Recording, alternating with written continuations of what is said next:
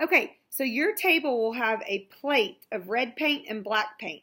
Now I put them on opposite sides of the plate on purpose. Don't mix them up.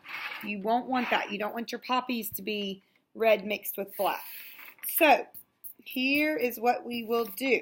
You're going to take your paintbrush and you're going to take your red paint. And the way that I like to paint is I like to outline. So I'm going to outline my pencil lines. And it's okay if it's not perfect. I'm going to outline my pencil lines and then I'm going to paint on the inside. If you'll notice, I'm not using too much paint. I'm covering it, but there's not paint scooped up on my brush. I don't ever want to use that much paint on my brush. I just want a little bit. And I'm going to work my way from the left-hand side of the paper to the right-hand side. Because if you notice, I'm right-handed and my arm is sitting on the right-hand side of my page. So I'm going to work my way over. So I'm going to outline. And sometimes it's hard to get that perfect outline. That is okay. Okay, and now if my brush starts looking really scratchy, I'll get more paint. But until then, I can still paint these little dots. I just kind of dab the brush on there. That gets these little dots. Okay, get a little bit more paint and paint it in a little bit more. Just kind of dabbing those on there. If it's too messy for you, you can take the end of your brush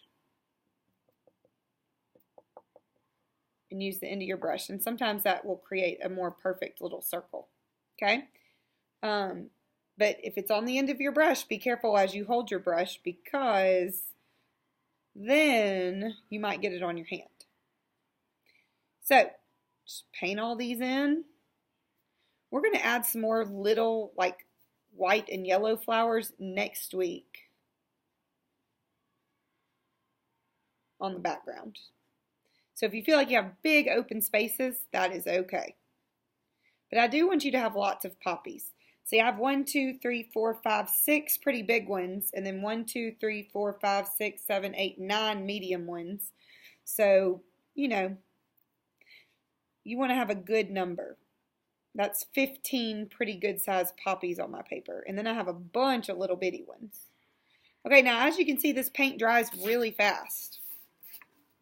So if you look at my paper, this first one that I drew, it is pretty much dry. So once I get all the red painted, you want to paint all of your red first.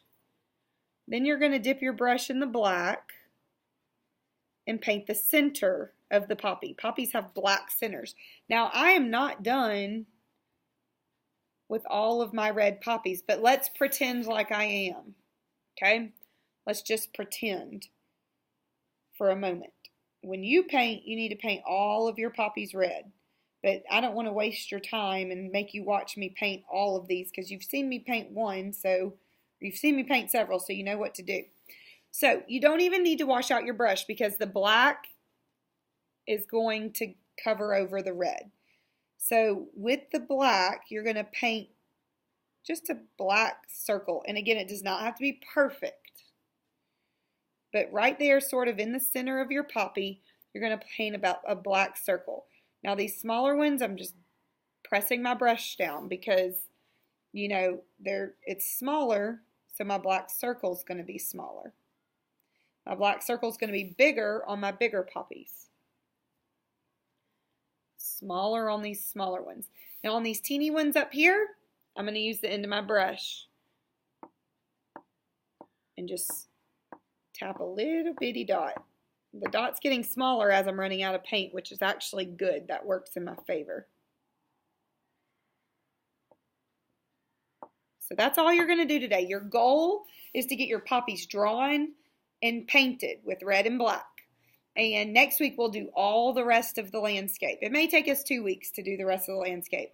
But remember, don't use the black until you're all the way done with the red because I'm not giving you water. So you will not be able to wash your brush out until the very end of class. All right, have fun.